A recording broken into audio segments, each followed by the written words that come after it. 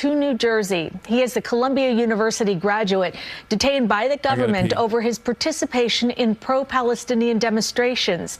Alice Gaynor covers courts and is here now with more details. Cindy, the government wanted the case to play out in Louisiana. Mahmoud Khalil wanted it in New York. Simply put, the federal judge in the Southern District of New York said Khalil filed his petition in the wrong district through no fault of his own. Khalil's attorney, the judge noted, was relying on information made available by the government at the time about his location.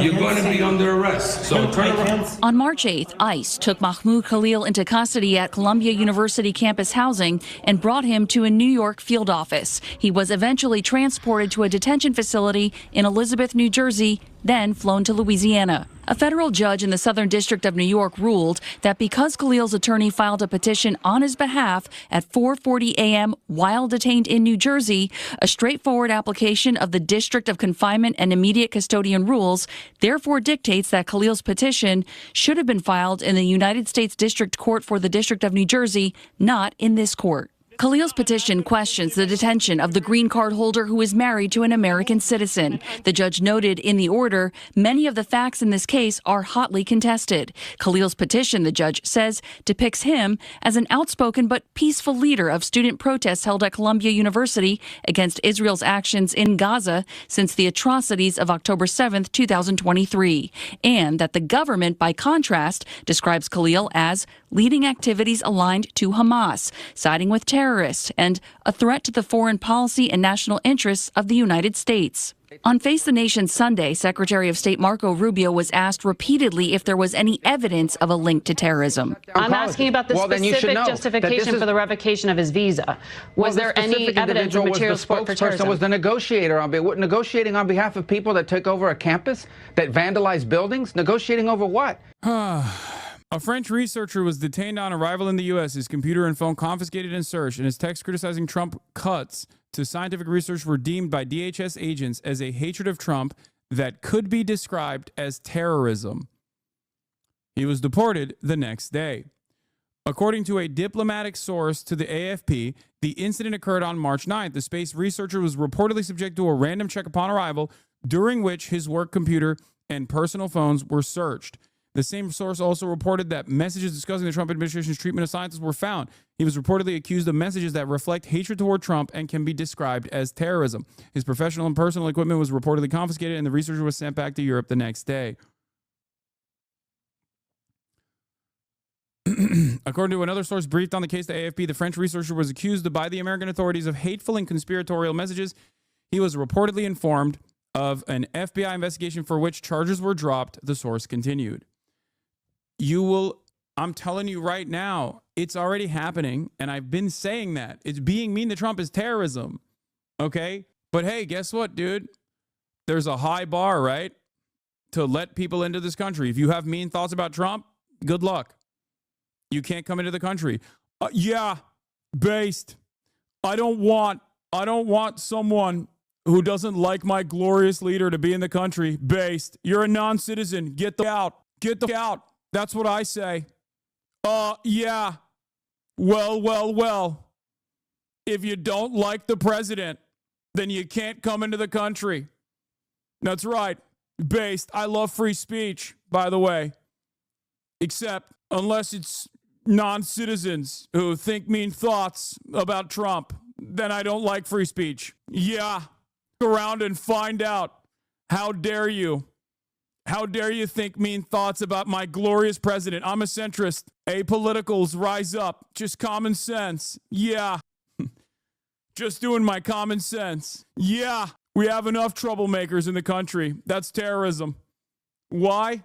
I've decided it was. It's the case. It's the case. It's good stuff.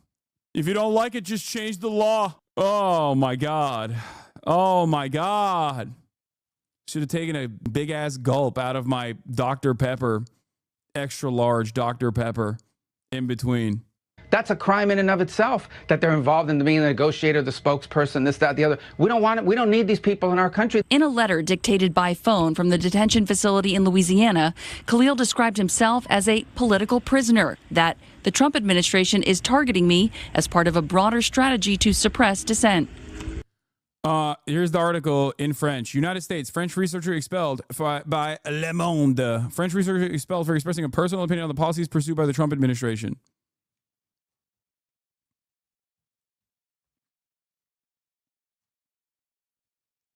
This is the article. Le Monde. Le Monde. Ouais. Yeah. Why don't you speak American? So it will be up to the court in New Jersey to consider Khalil's motions, like the motion to transfer him from Louisiana to a detention facility in this district and a motion for release on bail. Cindy. Alice, thank you. And stay with CBS News New York for any new developments in this case. Look for our previous reports on our website, cbsnewyork.com. President Trump, he says that he made progress in the efforts to end the war in Ukraine. In a long phone call yesterday with Vladimir Putin, the Russian leader did not agree to Trump's 30-day ceasefire proposal supported by Ukraine. Instead, Putin made his own proposal as both. Are working at Big Ten Uni? We've been having our foreign students having their phones at uni own PC confiscated. Trump also pulls them 100 million following. Wait, what? Isn't your America's one singular thing is free speech? Okay, I need you to understand something. Historically speaking, free speech has never really been afforded to radical leftist, socialist, communist movements in this country. If you want to fight for civil liberties for black people, no free speech for you, we'll assassinate you. If you do anti-war protests, no free speech for you, we'll do Kent State. So there are plenty of examples like the Red Scare, McCarthyist trials, all that stuff, where people have been falsely imprisoned for speech. People have been blackballed and blacklisted by the federal government for free speech. Having said that, however, this is a continuation of that proud American tradition and a continuation of that tradition in a way that is truly devastating. Because if you look at, the past 20 years, if you look at 2001 in the aftermath of 9/11, obviously, the American government, actively undermined free speech, free expression, free demonstration, all that stuff against Muslims in general as it was doing the war on terror. But this now, like the stage that we have arrived at now is basically punishing people for thought crimes. Like the way that you understand silly ass dictatorships to operate, both in movies and also in the real world. This is like at we are officially now in the pocket of straightforward, like that's when you start claiming that like people that are peacefully protesting are terrorists and offering material support for terrorists. When you start claiming that people who have said, I don't like the way Donald Trump is cutting funding for research, that is an act of terror that bars you entry into the United States of America. When all of that, when stuff like that is being considered terrorism, which is used as a catch-all term to violate people's due process, to violate people's free speech, at that stage, you're officially done. And I said this a couple months back. If you remember, I was talking about how as American power, I tweeted about it as well, if someone can find it. As American power on the global stage wanes, you will see how little they care about free speech. This is partially the reason why it's happening, because American power is falling apart. America can only present itself as having free speech because it's been the hegemonic superpower, right? And the less stable the United States of America gets, the worse, the more aggressive the American government will get in terms of stamping out any sort of protest, any sort of dissent. And this will eventually move in the direction that you saw with Recep Tayyip Erdogan as well. Does anyone have that tweet of me calling this out a while back in terms of like suppressing speech? Maybe someone have found it. Weak dick, no motion. Oh, here, yeah, this is it. As U.S. hegemony ends, you will see limitations of free speech in more egregious ways. You only get to have limited permissible critique when you're the only dominant power in the world. There was always a limit to free speech, Red Scare, civil rights, BDS. Now that limit's over. There it is. Thank you for finding it. I'm going to retweet this. I'm going to like my own tweet and retweet it.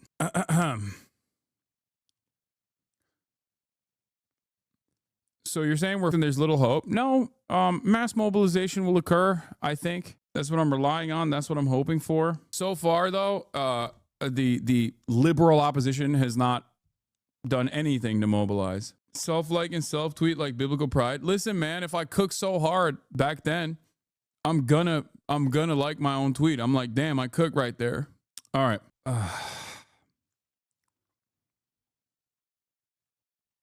All right. So, getting back to the situation here. Oh, in terms of free speech restrictions, of course, Ben & Jerry's says its CEO was fired for the company's political posts. Its parent company, Unilever, of breaching its merger agreement by ousting the ice cream company's CEO over the brand's repeated public comments on progressive issues, removing its chief executive without the board's approval.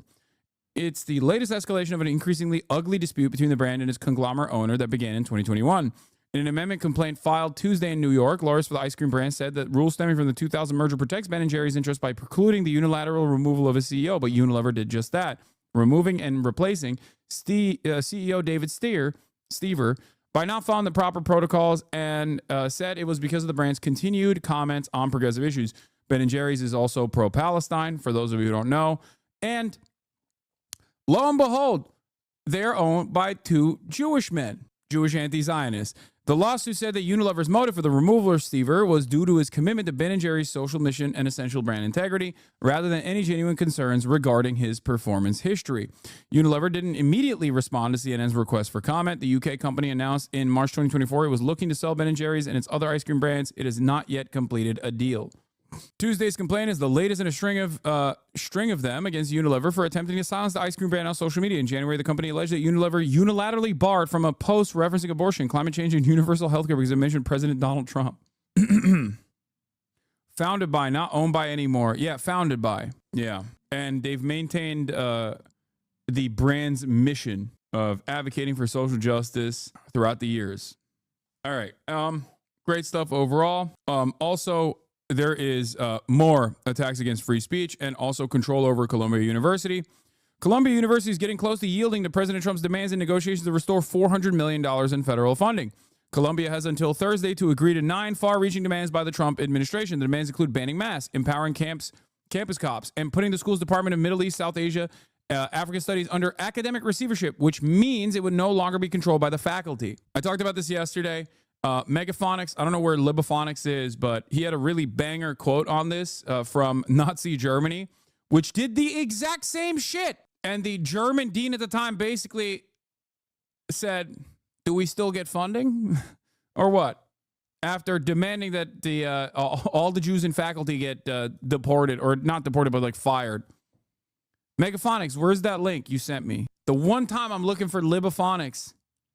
And he wakes up, but he's not ready to go. He's not ready to rip that. Anyway, more like Magaphonics. Here, I'll pull his. It's going to be impossible to find the actual quote because he posts non-stop. Look at this. This is only from like a couple days ago. How am I going to find it? Yep, this is it. Yeah. Peter Drucker, an Austrian economist, was then a lecturer at Frankfurt University, fearful of Hitler's plans for Germany. He was prepared to leave the country, but hoped that it would not be necessary to do so. The first Nazi-led faculty meeting at the university convinced him otherwise. Frankfurt was the first university the Nazis tackled, precisely because of the most self-confidently liberal of major German universities, with a faculty that prided itself in its allegiance to scholarship, freedom of conscience, and democracy. The Nazis knew that the control of Frankfurt University would mean control of German academia. And so did everyone at the university. Above all, Frankfurt had a science faculty distinguished by both its scholarship and its liberal convictions, and outstanding among the Frankfurt scientists with a biochemist physiologist of Nobel Prize caliber and impeccable liberal credentials. When the appointment of a Nazi commissar was announced, and every teacher and graduate assistant at the university was summoned to a faculty meeting to hear this new master, everybody knew of a trial of strength was at hand. I'd never before attended a faculty meeting, but I did attend this one. The new Nazi commissar wasted no time on the amenities. He immediately announced that Jews would be forbidden to enter the university premises and would be dismissed without salary on March 15th. This was something that no one had thought possible despite the Nazis' loud anti-Semitism. Then he launched a tirade of abuse, filth, and four-letter words, such as had been heard rarely even in the barracks and never before in academia. He pointed his fingers at one department chairman after another and said, "You either do what I tell you or we'll put you in a concentration camp." There was silence when he finished. Everybody waited for the distinguished biochemist physiologist. The great liberal got up, cleared his throat, and said, "Very interesting, Mr. Commissar, and in some respects very illuminating. But one point I didn't get too clearly. Will there be more money for research in physiology? 1-to-1. 1-to-1. The exception is it's not, Jews across the board.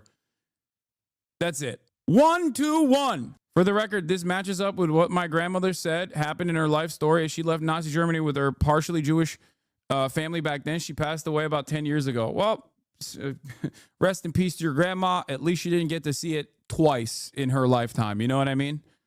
Like, she didn't get to experience it. She did not get to experience it the second time around happening in the country that she escaped to. You say Jesus, but like, that's literally, you're living in it. What do you mean, Jesus? You're living in it right now. It's happening to you, dumbass, and to me, to all of us. Yeah, she didn't live long enough to watch her own son, my dad, become a Trump supporter, by the way. Yeah, there's, well, silver linings all around. That's dark as hell. Wake up. We are living in dark times, okay? This is when I say I fear that America's darkest chapter is yet ahead. I mean it. Like, people will turn around and say, like, oh, what do you mean? We had slavery. We had chattel slavery. That's pretty brutal. I agree. It is, right? We had, this nation was built on indigenous, like, what are you talking about? I agree. I know all of that. And yet I'm still saying that we are moving towards the darkest period of the darkest chapter of American history. Okay? Because all of those things that happened, we will do again, but this time serialized, this time modernized, this time industrialized. The current administration has even more tools at its disposal to do a metric ton of evil.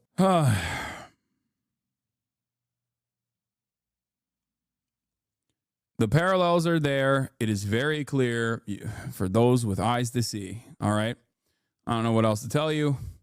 We are moving in at an alarming rate towards just straightforward, open fashion. We're there. Like, this is the entry phase. Okay.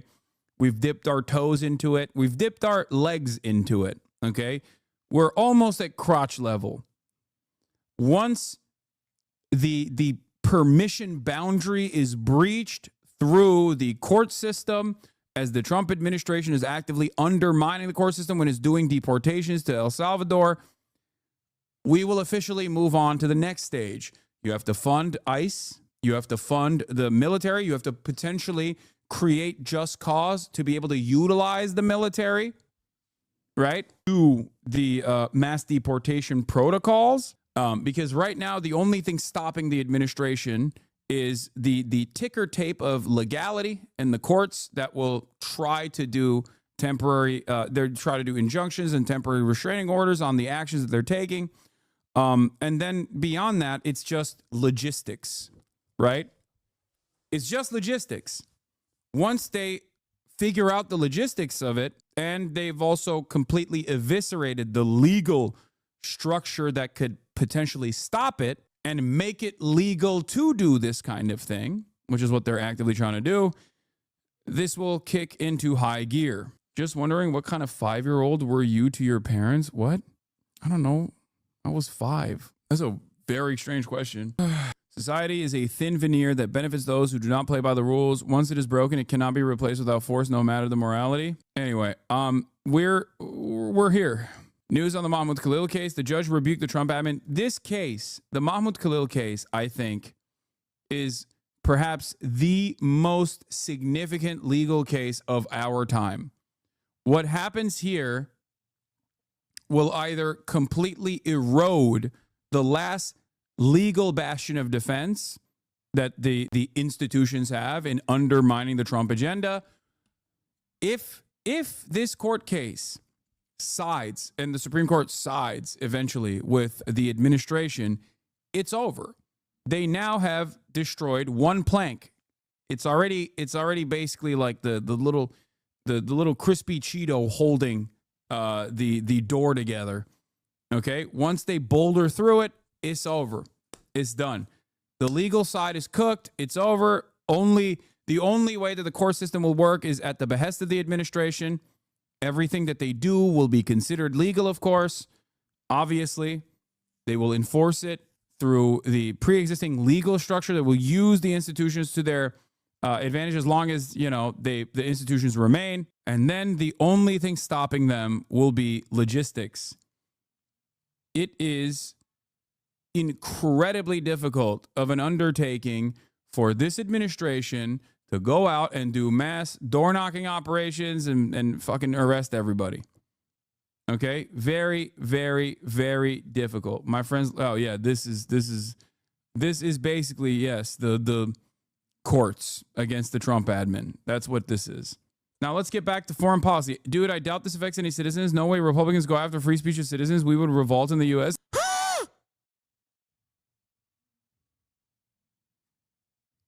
Come on, dude. Bro, this is so funny. Dude, I doubt this affects non-Jews. No way the Hitler, the Nazi party would go after non-Jews, dude. Are you stupid? All they care about is Jews. We'll revolt. It's a good joke. No, dude, they're just going after trade unionists. They're just going after communists. They're just going after socialists. They're just going after Jews in academia. You know, they're not going to come after me. What? Just stop. They would never do that. Come on. Come on. It's so funny for people to think that I'm being hyperbolic when I'm directly telling you what is going on, explaining to you where it will go. And the government is like clearly following through on these promises. It's not like they sheltered you from their perspective. They did. They openly stated it. They openly stated their desires, their violent desires, and now they're following through on it. So I don't know why people are like, what? Huh, nah, that's crazy.